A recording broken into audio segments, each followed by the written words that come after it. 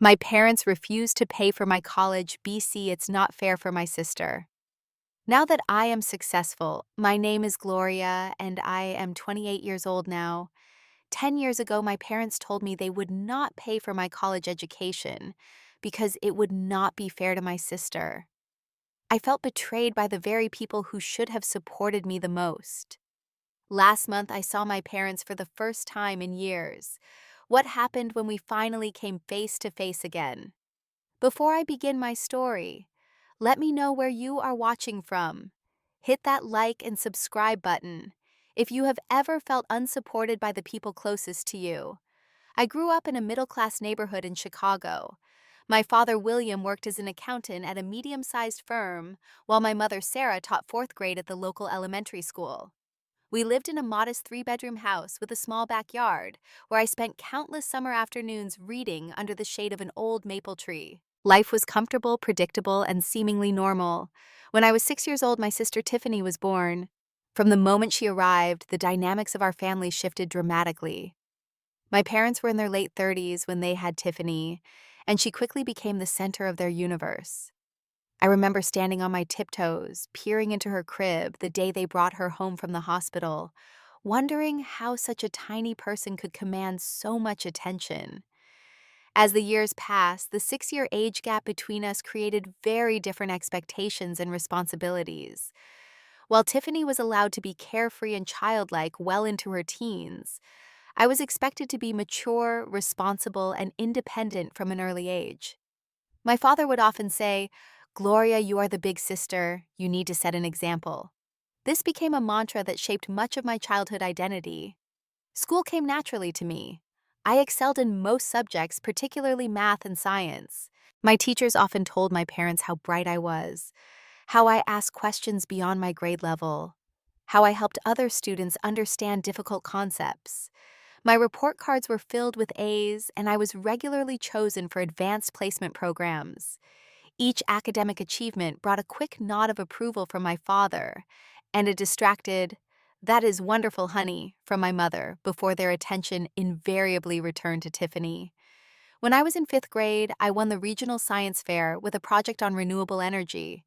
The blue ribbon and small trophy sat on our mantel for exactly 3 days before they were moved to a box in the hallway closet to make room for the finger paintings Tiffany brought home from kindergarten. I learned not to expect celebration for my accomplishments. They were simply what my parents expected of me. Tiffany struggled in ways I did not. When she was 7, my parents took her to several specialists who diagnosed her with a learning disability and an anxiety disorder. The diagnoses explained her difficulty focusing in school, her emotional outbursts, and her struggles with reading and writing. What followed was a parade of therapists, tutors, and specialized programs, all designed to help my sister overcome her challenges. Our family calendar became filled with Tiffany's appointments. Dinner conversations revolved around her progress or setbacks. Family budgets were reworked to accommodate her therapy costs. I sat quietly at the dinner table listening to detailed discussions about teaching methods that might help Tiffany read better, medications that might calm her anxiety specialists in neighboring states who might offer new perspectives. When I needed new clothes for school, my mother would sigh and say, "Can we make do with what you have for now?" Tiffany's therapy bills came in higher than expected this month. I learned to mend my own clothes to make do with less to need less. When I wanted to join the school band, the answer was a gentle but firm no. The lessons and instrument rental are too expensive right now, and we need to be home for Tiffany's afternoon sessions. I loved my sister fiercely. Her smile could light up a room, and her laugh was contagious. When she was having a good day, she would follow me around the house asking endless questions about everything, from why the sky was blue to how butterflies knew where to migrate. I would patiently explain, enjoying her wonder at the world. On bad days, I would sit outside her bedroom door while she cried, slipping notes with silly drawings under the door until she eventually giggled. But love and resentment are not mutually exclusive emotions.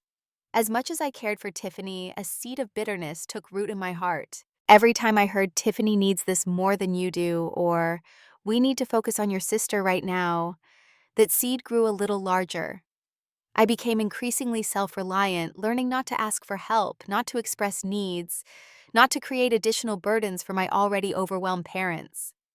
By the time I reached high school, I had perfected the art of self-sufficiency.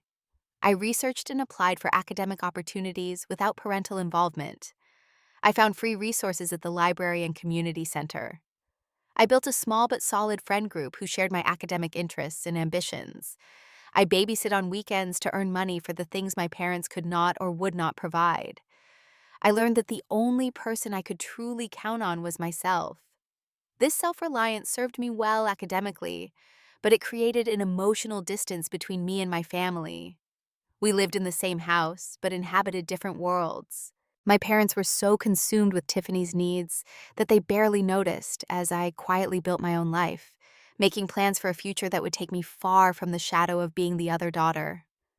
Senior year of high school arrived with a flurry of college applications, scholarship essays, and campus visits. My guidance counselor, Mrs. Wilson, took a special interest in my academic future.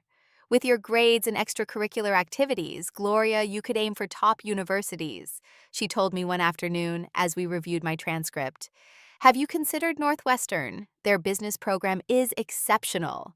Northwestern University had always been my dream school. Located just outside Chicago, it offered the perfect balance of prestige and proximity. I could pursue my passion for business while remaining close enough to visit home occasionally. The campus felt like a place where I could finally bloom, surrounded by ambitious peers and challenging professors. When the thick acceptance package arrived in the mail, I held it against my chest, heart pounding with excitement and pride. For once, I allowed myself to believe that my hard work had paid off, that my future was bright and full of possibility.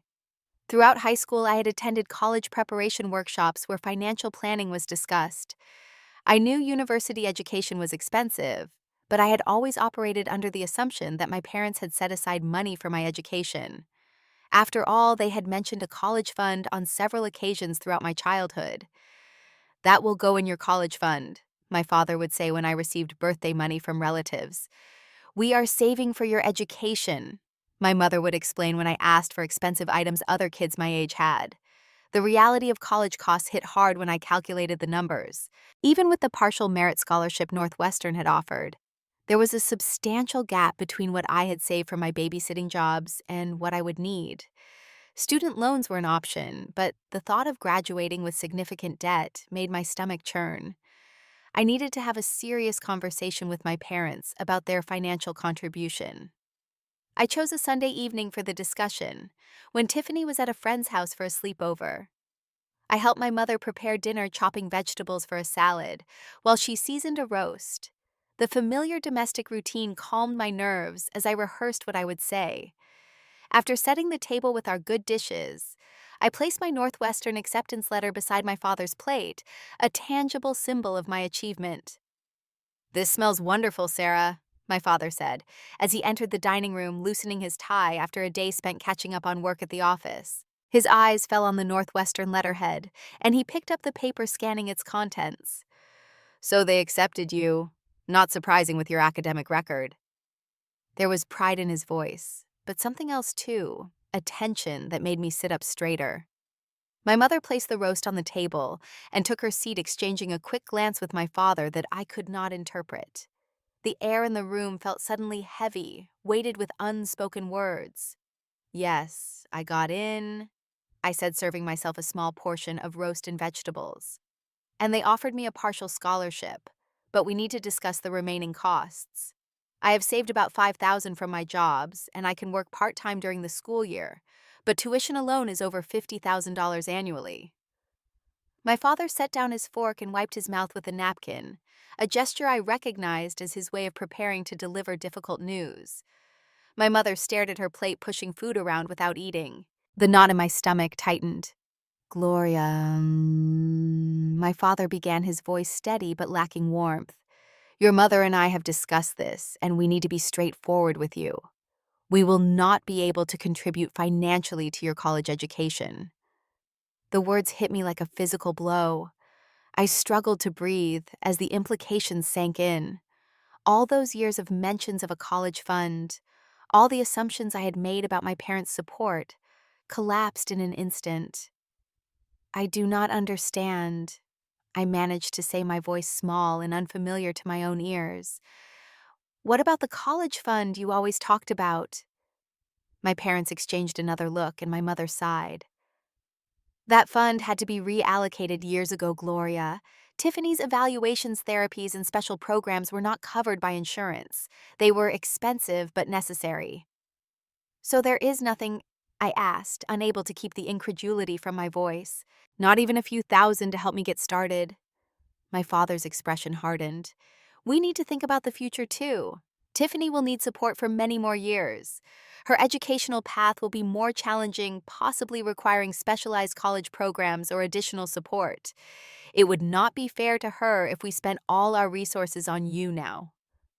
Not fair to her.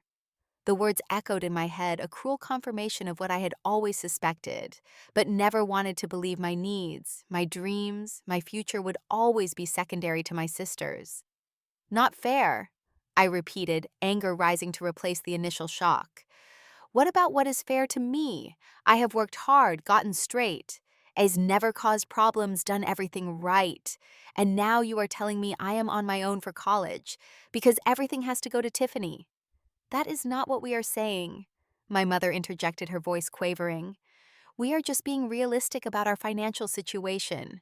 There are loans, work-study programs, other scholarships you could apply for.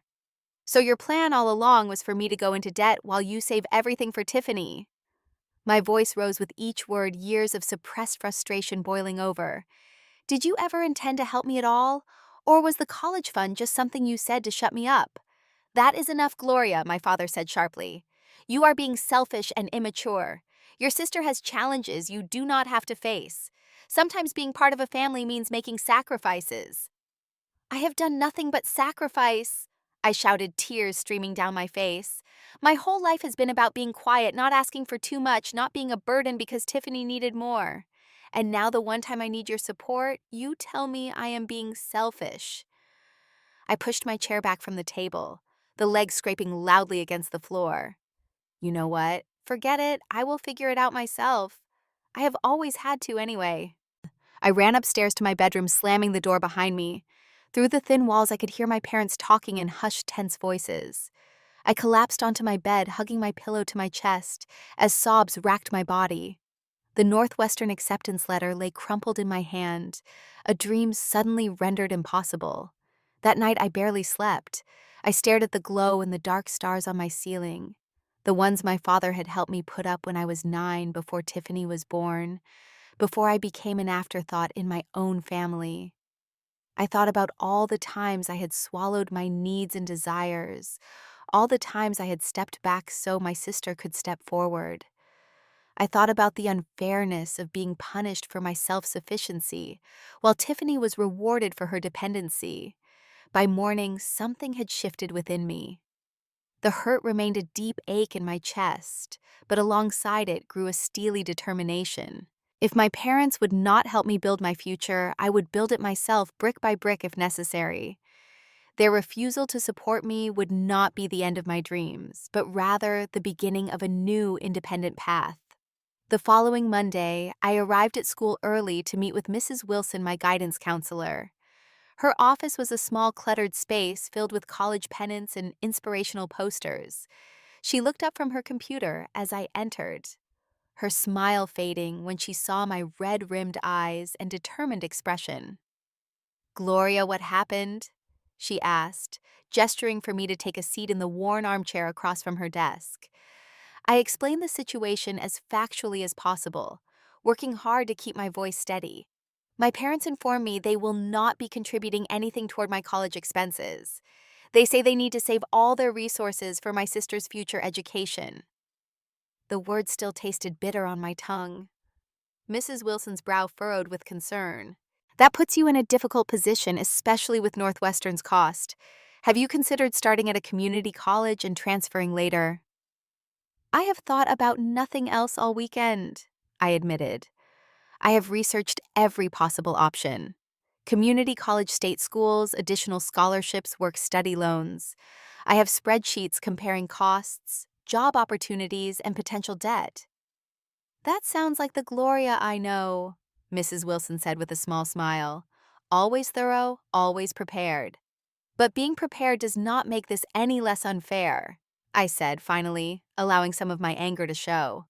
I did everything right. I got the grades, participated in extracurriculars, volunteered, worked part-time jobs. And now I cannot go to my dream school because my parents decided everything should go to my sister. Mrs. Wilson leaned forward, her expression serious. Gloria, listen to me. What your parents are doing may not feel fair, and honestly, it probably is not. But there is something important I need you to understand. She paused, making sure she had my full attention. You cannot change your parents' decision. You cannot change your family's financial situation. You cannot change the fact that your sister needs additional support. I opened my mouth to protest, but she held up her hand. What you can change is how you respond to this situation. You can let this defeat you, or you can use it as fuel to push yourself further than you ever thought possible. Her words hung in the air between us, challenging and truthful. I took a deep breath considering what she was saying. So what do you suggest I do? First, let us look at more affordable alternatives to Northwestern. There are excellent state universities with strong business programs that would cost a fraction of the price. Second, I will help you apply for additional scholarships. There are still some deadlines you have not missed. Third, we need to explore federal student aid options in more detail. For the next hour, Mrs. Wilson and I pored over college websites, scholarship applications, and financial aid forms. By the time the first bell rang, signaling the start of classes, I had a new list of schools to consider and a tentative financial plan that, while not ideal, seemed manageable. One more thing, Mrs. Wilson said as I gathered my belongings. I want you to talk to Jack Peterson. He graduated 2 years ago and is putting himself through UIC while working 2 jobs. He might have some practical advice for you. Jack agreed to meet me at a coffee shop near campus the following Saturday. He was a tall, lanky guy with a perpetual 5 o'clock shadow and an easy smile. He ordered the largest coffee on the menu and a chocolate muffin, explaining with a laugh that caffeine and sugar were the twin pillars supporting his busy schedule. So you are trying to figure out how to pay for college on your own? He asked after I explained my situation. It is tough, not going to lie. I work 30 hours a week between my campus job and weekend shifts at a warehouse. Some weeks, especially during midterms and finals, it feels impossible. My heart sank. That does not sound very encouraging. I'm not trying to scare you off, Jack clarified. Just being honest. It is hard, but it is doable. And there are advantages to paying your own way. No one can tell you what to study or how to live when they are not footing the bill. Over the next 2 hours, Jack shared practical tips about which jobs offered the most flexible schedules, which professors understood the challenges working students faced, and how to maximize financial aid. He showed me his budget spreadsheet, which tracked every dollar earned and spent and recommended affordable housing options near different campuses. The most important thing, he said as we were preparing to leave, is to remember why you are doing this. On days when you are exhausted and wondering if it is worth it, you need a clear answer to that question. Why was I doing this? The answer came easily to prove to myself and eventually to my parents that I could succeed on my own terms, to build a future where I would never again be at the mercy of someone else's financial decisions, to transform my parents' rejection into the foundation of my independence. Over the next few weeks, I revised my college plans completely. Northwestern reluctantly moved from the dream column to the maybe someday for graduate school column. I applied to 3 state universities with strong business programs and more manageable tuition rates. I filed additional scholarship applications, scheduled interviews for campus jobs, and researched affordable housing with potential roommates. The most difficult part was returning to normal life at home. My parents attempted awkward conversations about my new college plans, as they called them, but I kept my responses brief and factual. I was polite but distant, protecting myself from further hurt by withdrawing emotionally. Tiffany noticed the change, asking me one evening why I seemed different. I managed to smile and told her I was just busy with school, unwilling to burden her with adult problems that were not her fault. 2 weeks before graduation, I had my final conversation with my parents about college. We sat at the kitchen table, a triangle of tension, as I presented them with my plan. I had accepted admission to the University of Illinois at Chicago, secured a small additional scholarship specifically for business students, arranged to share an apartment with 3 other students to minimize housing costs, and lined up 2 part-time jobs, morning shifts at a coffee shop near campus, and evening hours at the university library. I have calculated my expenses carefully, I told them, sliding a printed budget across the table. Between scholarships, jobs, and loans, I can cover tuition, housing, and basic living costs. I will not need financial support from you. My father reviewed the numbers, his expression unreadable. My mother twisted her wedding ring around her finger, a nervous habit she had developed over the years. "This looks thorough," my father finally said. "But working this many hours while maintaining a full course load will be extremely challenging." "I am aware of that," I replied, my voice steady. "But I do not have the luxury of other options." My mother reached across the table, attempting to take my hand, but I subtly shifted away. "Gloria, we never wanted this to be so hard for you. We just have to make impossible choices sometimes, balancing everyone's needs." "You made your choice," I said simply. "Now I am making mine. I will succeed despite the lack of support, and I hope someday you will recognize what you did." As I stood to leave the table, my father called my name. "Gloria." His voice had softened slightly. "We are proud of how you have handled this. You have shown remarkable maturity and resourcefulness." The compliment, perhaps intended to mend bridges, only fueled my determination. "Thank you," I said coolly. "I have had a lot of practice taking care of myself." My first semester of college hit me like a hurricane. The transition from being a top student in high school to just another face in lecture halls of 200+ students was jarring enough. Adding a punishing work schedule and financial stress made it nearly overwhelming. My apartment was a tiny 3-bedroom unit shared with 3 other students, all of us crammed into a space designed for perhaps 2 people comfortably. Jenna and Maria shared 1 bedroom, Luis took the second, and I claimed the converted sunroom as my space. My bedroom had walls that did not quite reach the ceiling, and a door that did not fully close, affording minimal privacy. But the rent was cheap. The location was walking distance to campus, and my roommates were serious students who respected quiet hours for studying. My daily schedule left little room for error or rest. I woke at 5:00 a.m. to arrive at the coffee shop for the 6:00 a.m. opening shift, served caffeine to half-asleep commuters until 10:00 a.m. rushed to campus for classes. From 11:00 a.m. to 5:00 p.m. grabbed a quick dinner, often just an energy bar and fruit, and then worked at the library from 6:00 p.m. to 10:00 p.m. By the time I returned to the apartment, I had just enough energy to review notes or complete assignments for an hour, before collapsing into bed only to repeat the cycle the next day. Weekends offered little reprieve. Saturday mornings meant a longer shift at the coffee shop, followed by homework and laundry. Sundays were for meal prepping, more studying, and preparing for the week ahead. Social activities were rare luxuries limited to the occasional study group that doubled as human interaction, or a quick coffee with a classmate between lectures. The physical and mental toll became apparent after just 3 months. My normally clear skin erupted in stress-induced breakouts. I lost weight as meals became an afterthought in my packed schedule. Dark circles became permanent fixtures under my eyes.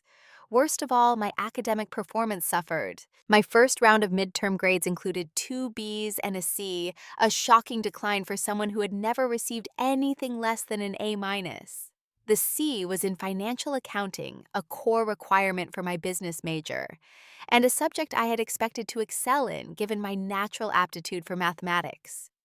Professor Thompson was known for his rigorous standards and unwillingness to make exceptions for anyone, regardless of circumstances. He was tall and imposing with salt and pepper hair and wire-rimmed glasses that he peered over when particularly unimpressed with a student's answer. It was in his class during a particularly dense lecture on depreciation methods that my exhaustion finally caught up with me. One moment I was taking notes, the next, my head jerked up from my desk, a small puddle of drool on my notebook, and several missed slides on the projector. Horrified, I tried to reorient myself, but Professor Thompson had noticed. His lecture did not pause, but his eyes locked with mine for a moment, disappointment evident in his gaze. After class, as I gathered my belongings and prepared to rush to my library shift, his deep voice called out, "Ms. Carter, a word, please." I approached his desk, cheeks burning with embarrassment. "Professor Thompson, I am so sorry about falling asleep. It will not happen again." "Your midterm grade suggests this is not an isolated incident, Ms. Carter," he replied, shuffling through papers on his desk until he found my exam marked with a glaring C. "Your work shows potential but lacks the attention to detail and thorough understanding I expect from my students." "I know, sir. I am struggling to balance everything right now, but that is not an excuse. I will do better." I clutched my backpack strap tightly, willing myself not to cry in front of this intimidating man. Professor Thompson leaned back in his chair, studying me with unexpected intensity. "You work at the library, correct? And somewhere else too, I believe." Surprised that he had noticed this detail about my life, I nodded. "The campus library evenings and a coffee shop mornings. I am putting myself through college." "Admirable, but potentially counterproductive if your grades suffer to the point of losing scholarships or extending your time to graduation," he observed. "Tell me, Ms. Carter, why business? Why put yourself through this particular gauntlet?" The question caught me off guard. No one had asked me about my motivations in months, perhaps longer.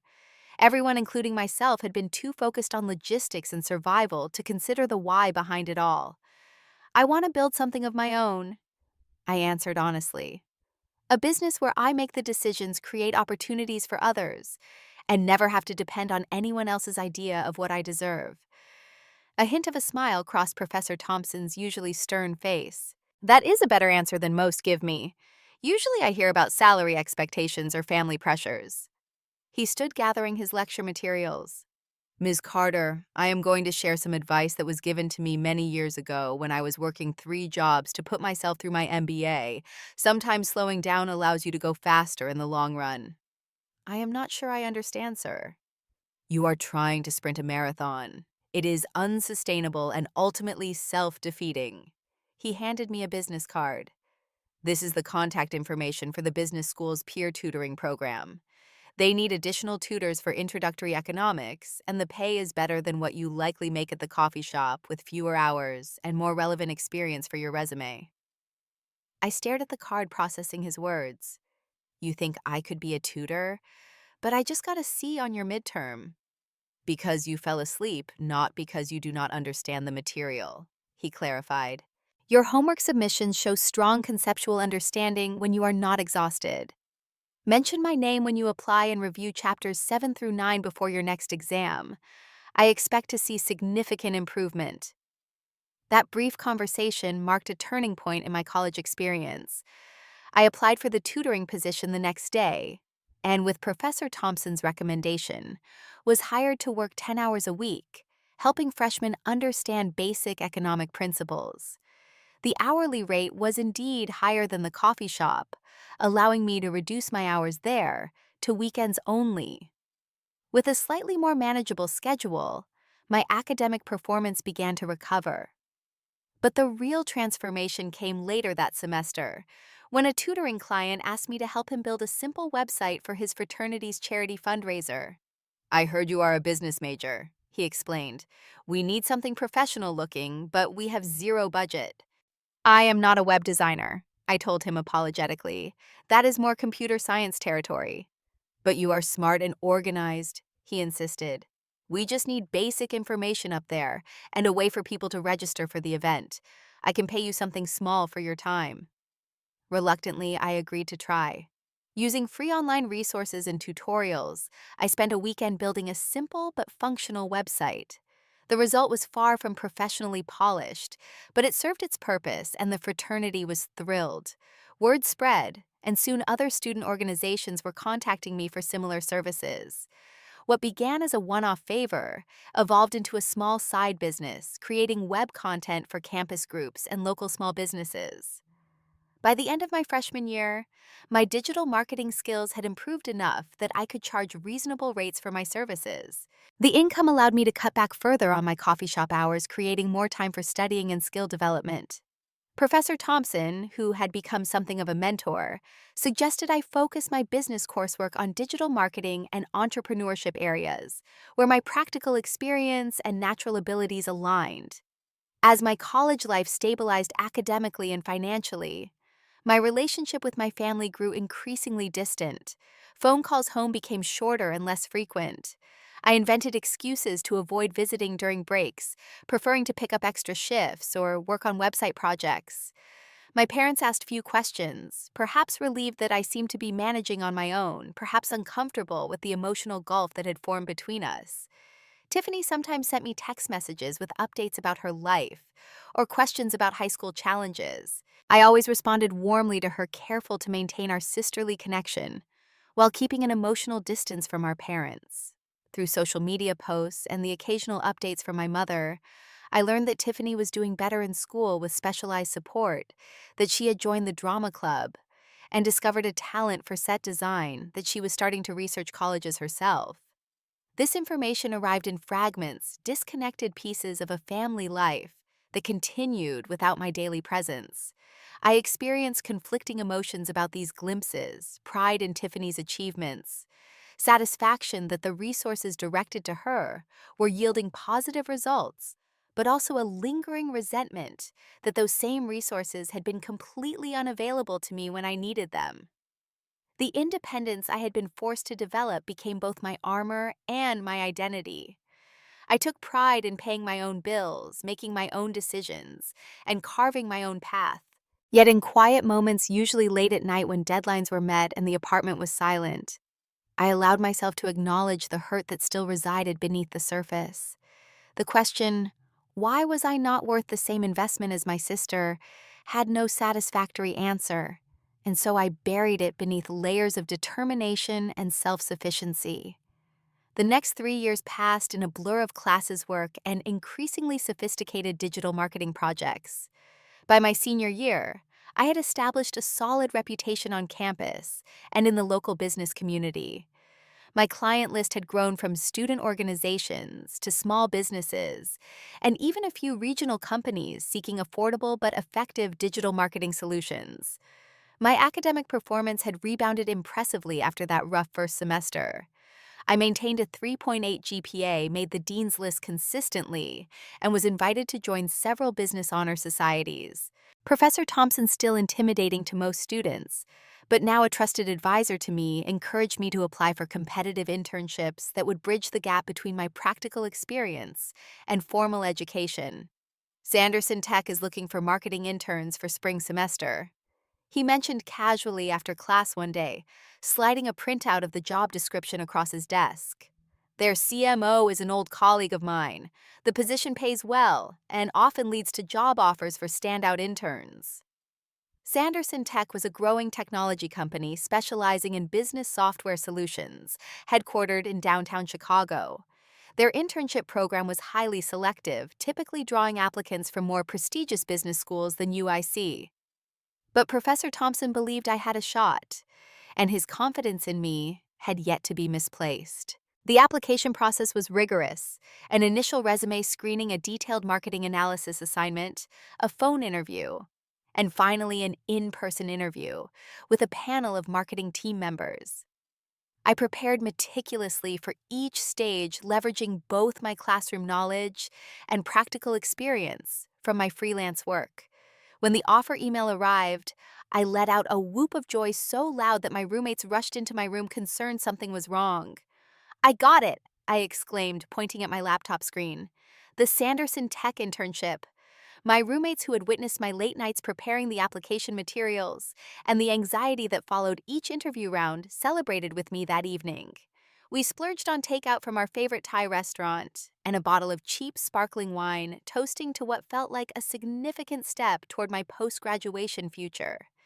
The internship exceeded my expectations. Sanderson Tech's marketing department was led by Julia Reyes, a dynamic and innovative CMO who took a personal interest in the intern's development.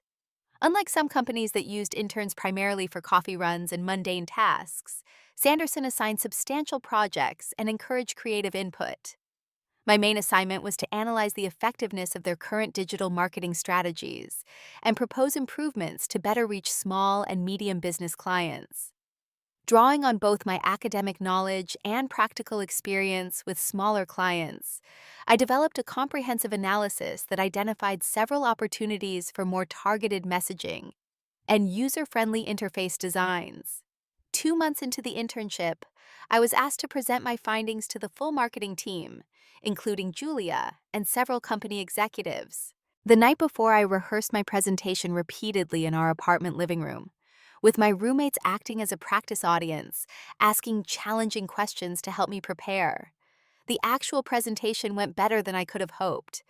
My analysis resonated with the team, particularly my observations about disconnects between the company's messaging and the practical concerns of small business owners. When I finished, Julia nodded approvingly. "Fresh perspective is exactly why we value our internship program," she said. "Gloria, would you be interested in implementing some of these recommendations before your internship concludes? I would like to see how your ideas perform in practice." That opportunity to put my recommendations into action became the highlight of my college career. Working closely with Sanderson's digital marketing specialists, I helped redesign email campaigns, create more targeted social media content, and develop case studies featuring small business clients. The results were tangible: increased engagement metrics, higher conversion rates, and positive feedback from the sales team about warmer leads. As graduation approached, Julia called me into her office for what I assumed would be a standard internship exit interview. Instead, she offered me a full-time position as a digital marketing specialist, starting after graduation, with a salary that exceeded my most optimistic expectations. "You have proven yourself to be not just analytically sharp, but also practically minded and able to execute," she explained. "Those combinations are surprisingly rare, especially in recent graduates." I accepted on the spot, my mind already racing ahead to the financial freedom this position would provide. I could finally move out of my cramped shared apartment, build proper savings, and begin repaying my student loans ahead of schedule.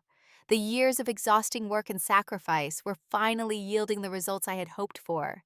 Graduation day arrived with perfect Mayweather sunshine warming the ceremony, without the oppressive heat that sometimes plagued Chicago late spring events. I had sent my parents and Tiffany formal invitations to the ceremony, but received only a brief email from my mother explaining they would not attend due to a conflict with one of Tiffany's therapy appointments. They sent a small gift card and their congratulations, which I acknowledged with a polite but brief thank you message. Their absence hurt more than I wanted to admit. As I sat among my fellow graduates in their identical caps and gowns, listening to speeches about achievement and future potential, I scanned the audience out of habit, knowing I would not see familiar faces, but looking nonetheless. My roommates had promised to cheer loudly when my name was called, and Professor Thompson had mentioned he would try to attend at least part of the business school ceremony, but the sea of parents bursting with pride made their absence all the more noticeable.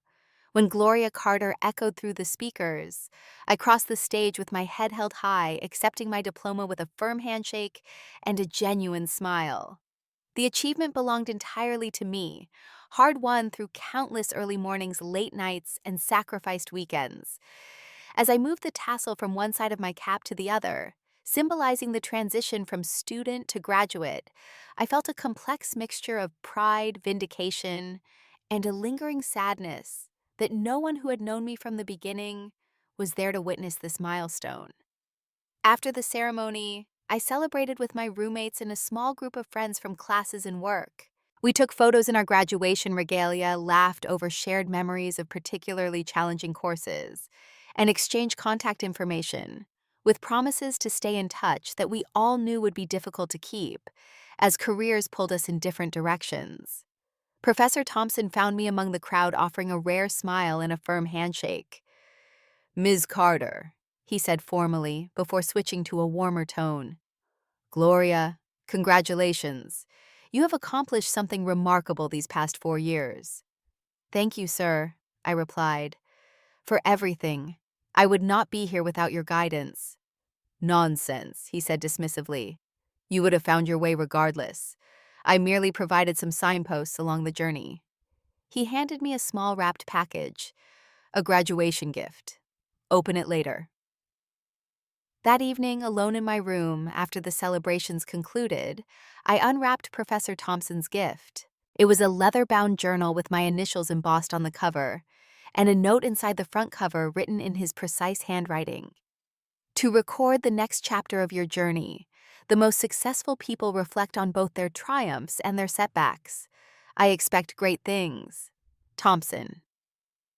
I traced my fingers over the embossed initials, thinking about the journey that had brought me to this point and the one that lay ahead. Tomorrow I would begin packing for my move to a small but private apartment closer to downtown, preparing for my start at Sanderson Tech the following month.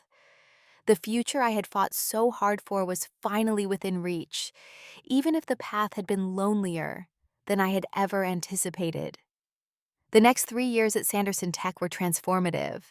I threw myself into the work volunteering for challenging projects, working late when needed, and continuously expanding my skills. The digital marketing landscape was evolving rapidly, and I made it my mission to stay ahead of trends, becoming the team's go-to person for emerging platforms and technologies.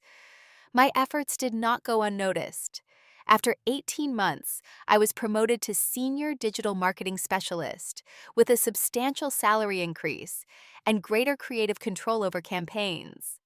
6 months later, I was asked to lead a small team focused specifically on expanding the company's reach among startup clients, a growing market segment that required different messaging and approaches than established businesses.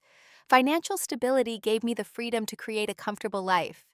I moved to a larger apartment in a trendy neighborhood, furnished it exactly as I wanted, and began to develop interests outside of work.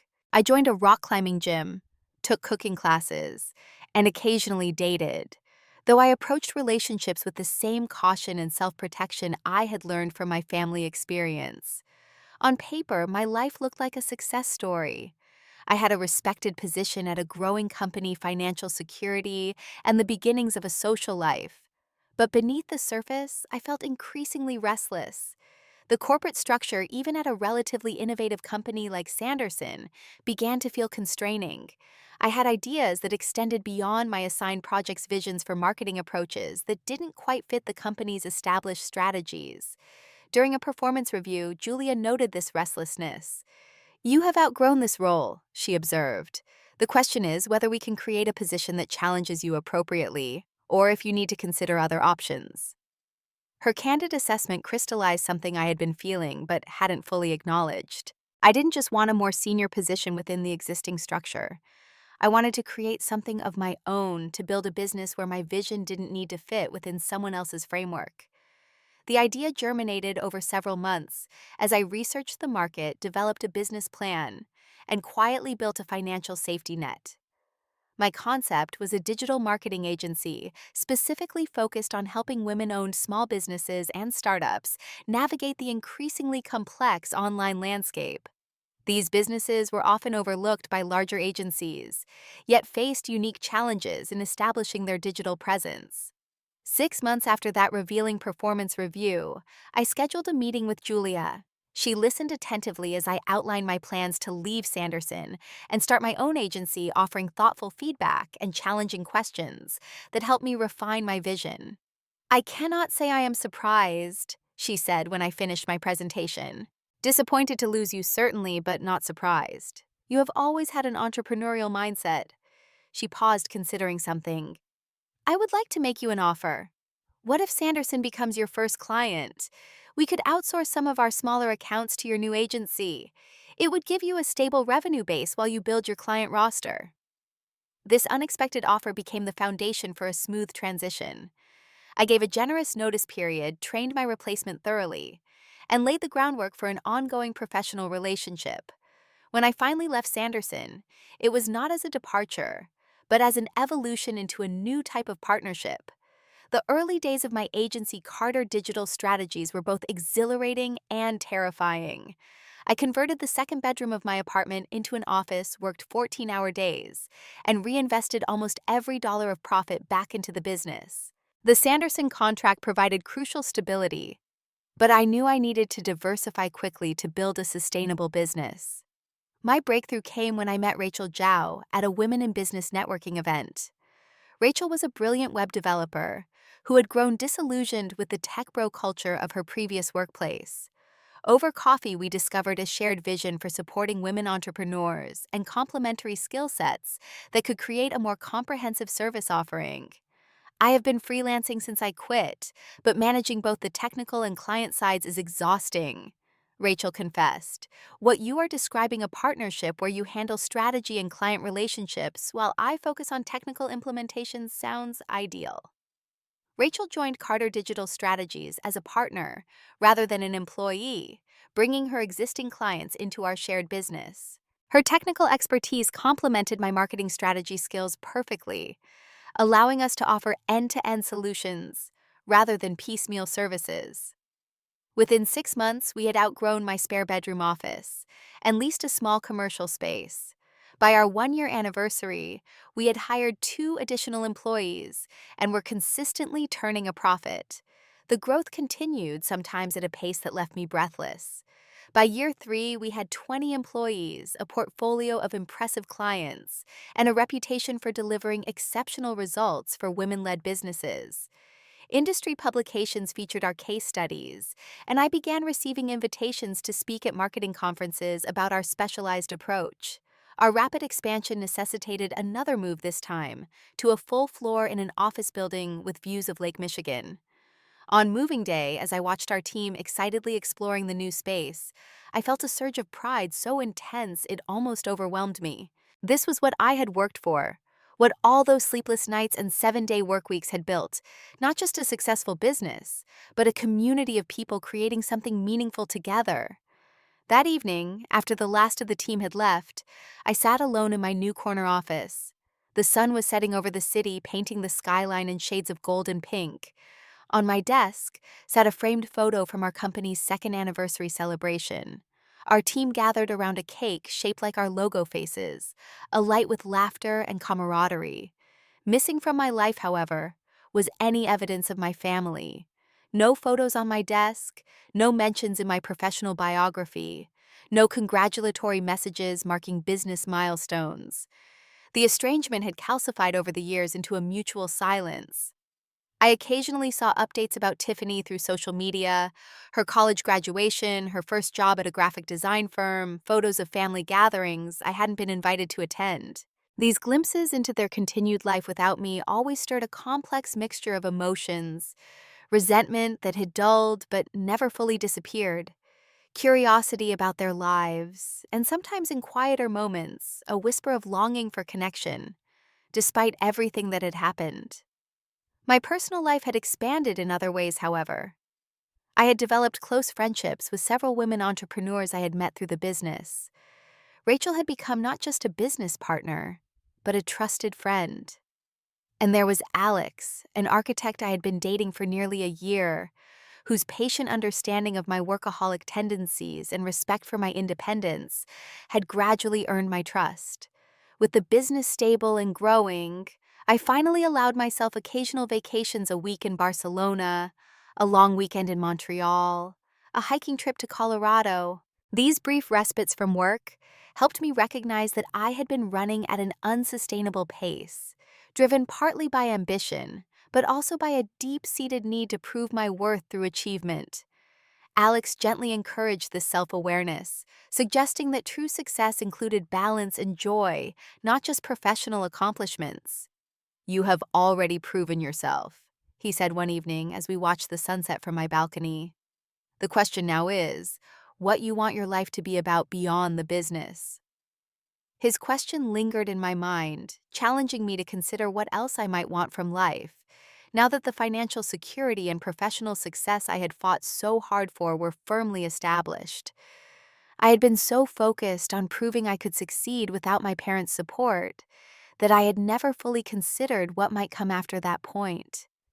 For the first time in years, I allowed myself to wonder about reconciliation, about whether the wounds of the past could ever truly heal.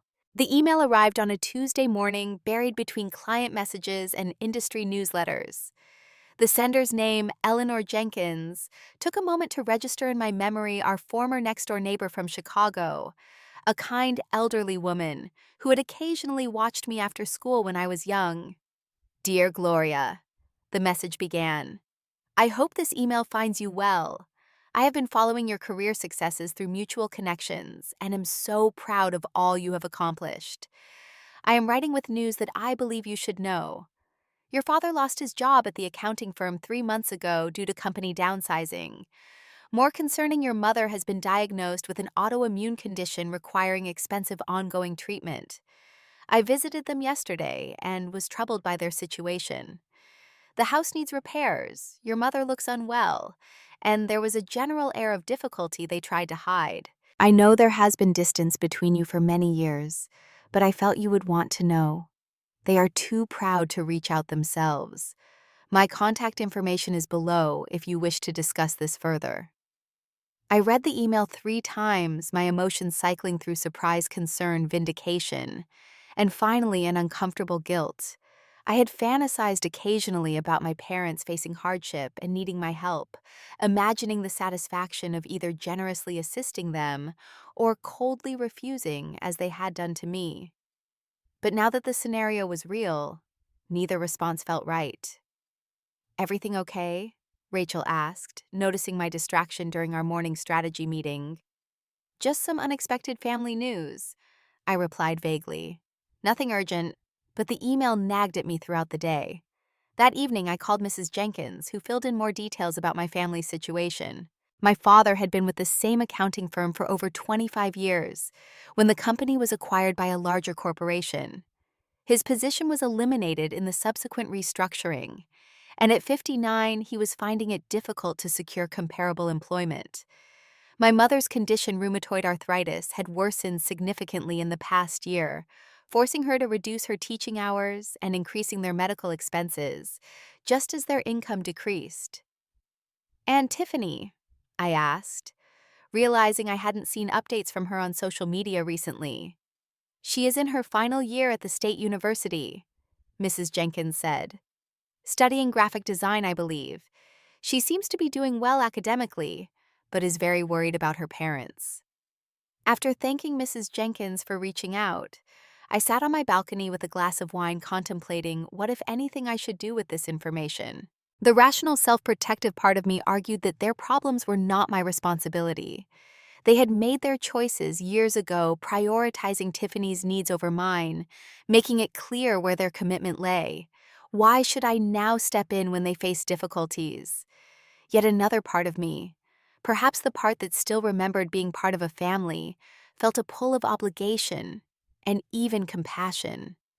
Whatever their failures as parents to me, they were still the people who had raised me, who had provided a stable home for my first 18 years, who had, in their imperfect way, tried to balance competing needs with limited resources.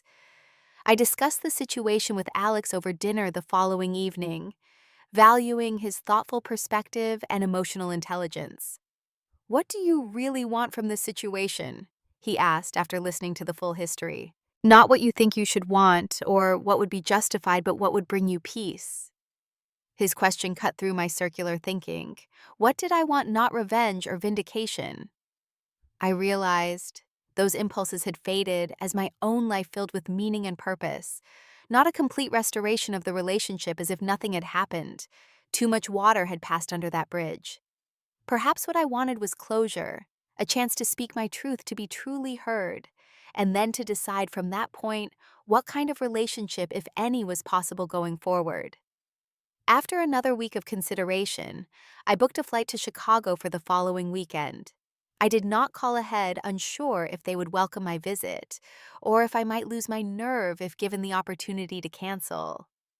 Instead, I rented a car at the airport and drove directly to the familiar neighborhood where I had grown up. The street looked smaller somehow, the houses more weathered than in my memory. My parents' home, once meticulously maintained, showed signs of neglect, peeling paint on the porch, overgrown bushes, a gutter sagging at one corner. I sat in the rental car for nearly 20 minutes, gathering my courage, before finally approaching the front door. My finger hovered over the doorbell for a long moment before I pressed it, hearing the familiar chime echo inside. Footsteps approached, and then the door opened to reveal my father. He had aged dramatically in the 8 years since I had seen him last. His hair had turned completely gray, his posture slightly stooped, deep lines etched around his eyes and mouth. For a moment he simply stared, as if unable to process my presence on his doorstep. "Gloria," he finally said, his voice hoarse with surprise. "Hello, Dad." I replied the term of affection, feeling strange on my tongue after so many years. He continued to stare, seemingly frozen in place, until a voice called from inside the house. "William, who is it?" My mother appeared behind him, and her hand flew to her mouth when she saw me. She looked even more changed than my father, thinner, her movements stiff, her once vibrant energy dimmed, but her eyes lit up with unmistakable emotion. "Gloria," she breathed, pushing past my father to pull me into an awkward embrace. I stood stiffly in her arms, not quite returning the hug, but not pulling away either. Come in," she urged, tugging my arm, as if afraid I might disappear if she let go. The interior of the house was much as I remembered, though shabbier, with worn furniture, and a general air of tiredness. Family photos lined the walls, including many of Tiffany that had been added since my departure. But I noticed with a pang that my graduation portrait still held a place of honor on the mantel, alongside more recent photos of my sister. We sat in the living room, an uncomfortable triangle of tension and unspoken words. My mother peppered me with questions about my life, my work, my apartment in Chicago, while my father remained largely silent, watching me with an expression I couldn't quite interpret. "Mrs. Jenkins contacted me," I finally said, cutting through the awkward small talk. "She mentioned you have been going through a difficult time." My mother's smile faltered, and she exchanged a glance with my father. "Eleanor should not have bothered you with our problems," she said. "We are managing." "Are you?" I asked, looking pointedly at the past due notice partially hidden under a magazine on the coffee table. "It does not look like you are managing very well." My father straightened in his chair, a flash of the proud man I remembered emerging through his tired exterior. "We have had some setbacks, but we will get back on our feet. I have a promising interview next week, and your mother's treatment plan is being adjusted to something more affordable." "And Tiffany?" I asked. "How is she handling all this?" "She is doing well in school," my mother said quickly, too quickly. "She will graduate this spring. She worries about us, of course, but we try to shield her from the worst of it. Like you shielded me from the family's financial realities until it was time to pay for college." The words came out sharper than I intended, reopening old wounds I had thought long scarred over. The room fell silent. My father looked down at his hands while my mother's eyes filled with tears. "We made mistakes, Gloria," she said softly. "Many mistakes." "Yes, you did," I agreed. "You made me feel like I mattered less than Tiffany, like my dreams and future were expendable." "That was never our intention," my father said, finally meeting my gaze directly. "We were trying to balance impossible demands with limited resources. Tiffany needed specialized care that insurance barely covered. We exhausted our savings, took second mortgages on the house. By the time you were ready for college, there was simply nothing left." "You could have told me that," I countered, "instead of letting me believe there was a college fund until the last minute, instead of making me feel selfish for wanting what you had always promised." "You are right," my mother acknowledged, tears now streaming down her face. "We handled it terribly. We were embarrassed by our financial situation, afraid of appearing like failures as parents. And then when you became so angry, our pride kept us from reaching out, from trying to explain better, from finding some compromise. The conversation might have continued in this vain, painful truths exchanged after years of silence, if not for the sound of a key in the front door. We all turned as Tiffany entered the house, stopping abruptly when she saw me. My sister had grown from the teenager I vaguely remembered into a young woman of 22. Her fashion sense had evolved dramatically with colorful hair and an artistic style that suited her creative personality. She dropped her backpack on the floor, her expression cycling through shock, confusion, and cautious happiness. "Gloria," she said, as if needing confirmation that I was really there. "Oh my God, Gloria!" She rushed forward to hug me with none of the hesitation I had shown with our mother. The enthusiasm of her greeting caught me off guard, and I found myself returning her embrace, suddenly aware of how much I had missed watching my sister grow up. "I cannot believe you are here," she said, pulling back to look at me properly. "I have followed all your business success online.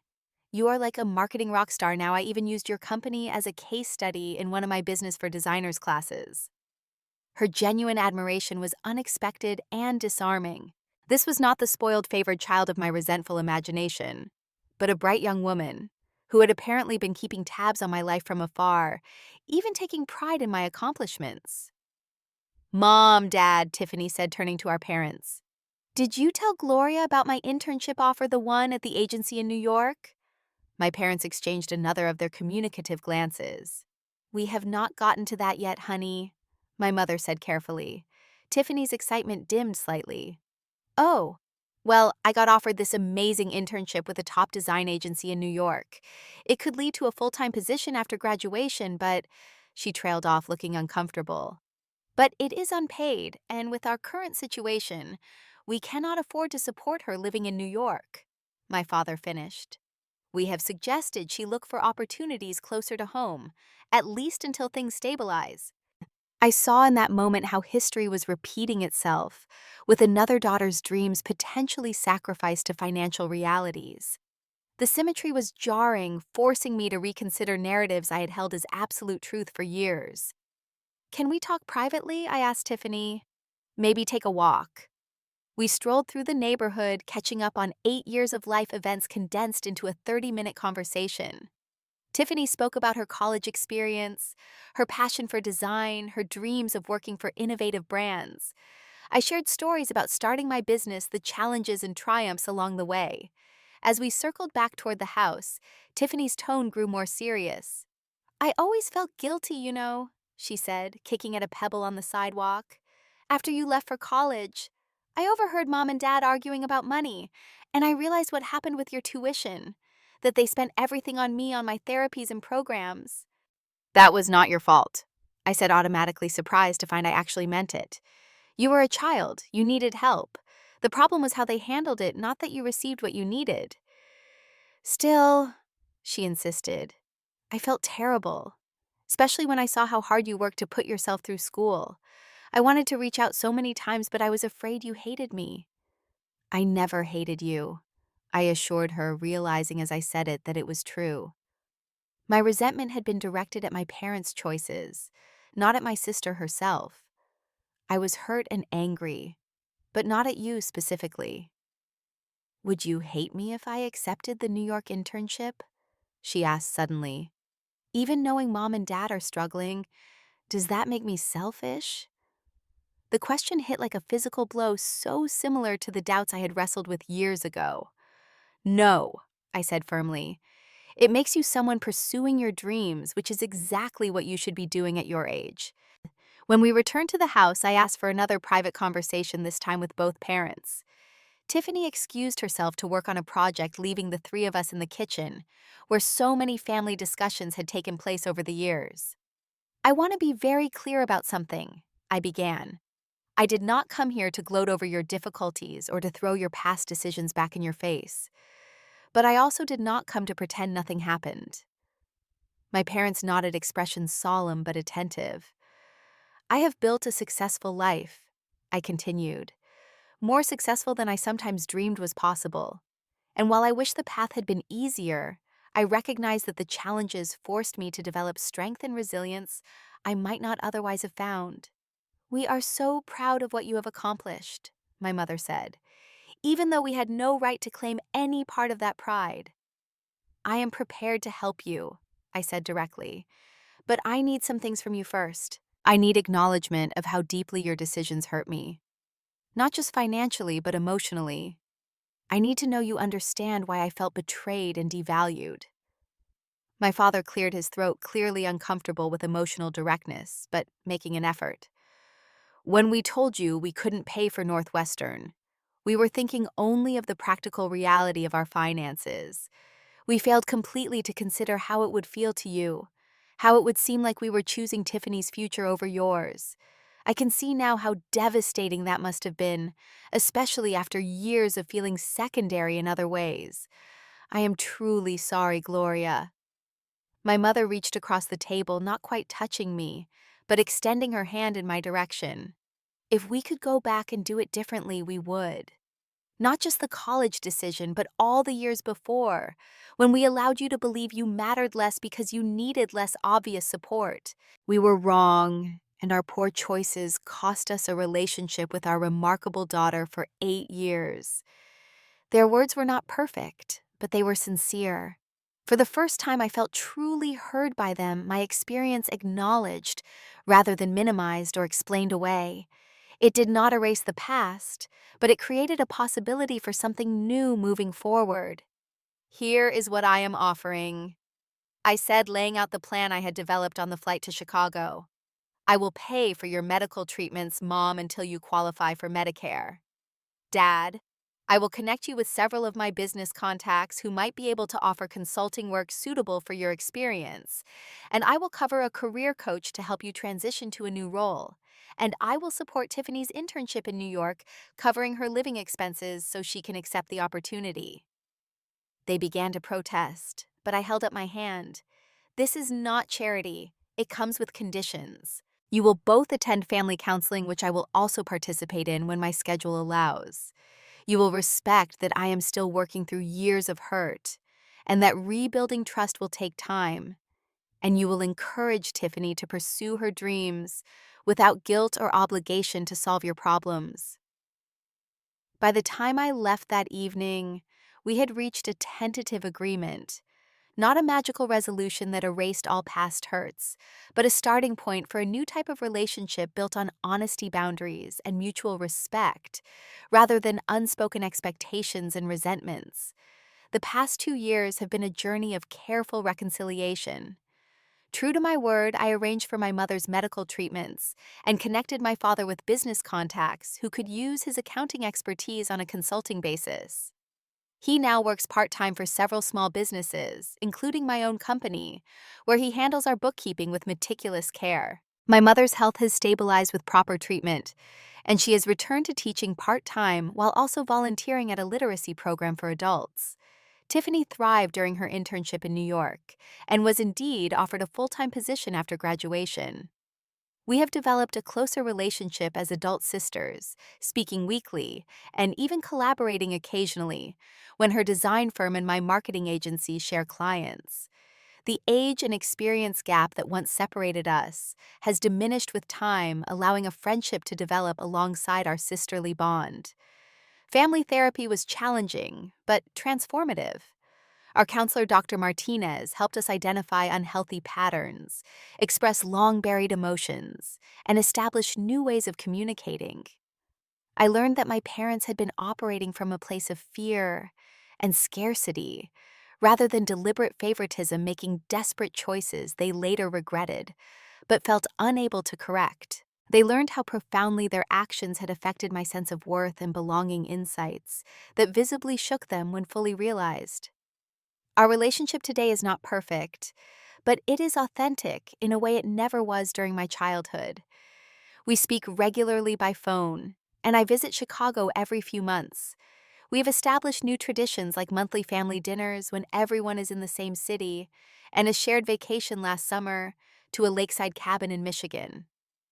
I have clear boundaries about what I will and will not discuss, what support I am willing to provide, and what expectations are reasonable for all of us. My business continues to thrive, expanding internationally with a new office in London and a client roster that includes several Fortune 500 companies alongside our core base of women-led businesses. Rachel and I have been recognized as innovative leaders in the digital marketing space, featured in industry publications, and invited to speak at prestigious conferences. My personal life has evolved as well. Alex and I were married last year in a small ceremony attended by close friends, my now healing family, and business associates who had become friends over the years. We recently purchased a brownstone in the city, with room enough for future growth and visiting family members. The journey from that devastating evening when my parents refused to support my education to the life I lead now has been neither straight nor easy. There were moments of despair when giving up seemed the only option, periods of exhaustion, when the constant work felt unsustainable, times of loneliness, when I wondered if independence was worth the isolation it created. But each challenge overcome built resilience. Each skill mastered added to my capability. Each relationship navigated taught me more about myself and others. I sometimes wonder who I would have become if my parents had paid for Northwestern as I once expected. Would I have developed the same drive, the same resourcefulness, the same confidence in my ability to overcome obstacles? Would I have built a business that not only succeeds financially, but creates opportunities for other women to achieve their dreams? There is no way to know for certain, but I suspect that comfortable paths rarely lead to extraordinary destinations. Sometimes the most painful beginnings lead to the most beautiful journeys. I have learned that true success is not about proving others wrong, but about discovering who you really are along the way. Have you ever had to find strength in a situation where you felt abandoned or unsupported? Share your story in the comments below. And if this resonated with you, please like, subscribe, and share with someone who might need to hear that adversity can become the foundation for something remarkable. Thank you for listening. And remember, your worth is never determined by how others value you, but by how you rise despite the challenges placed in your path.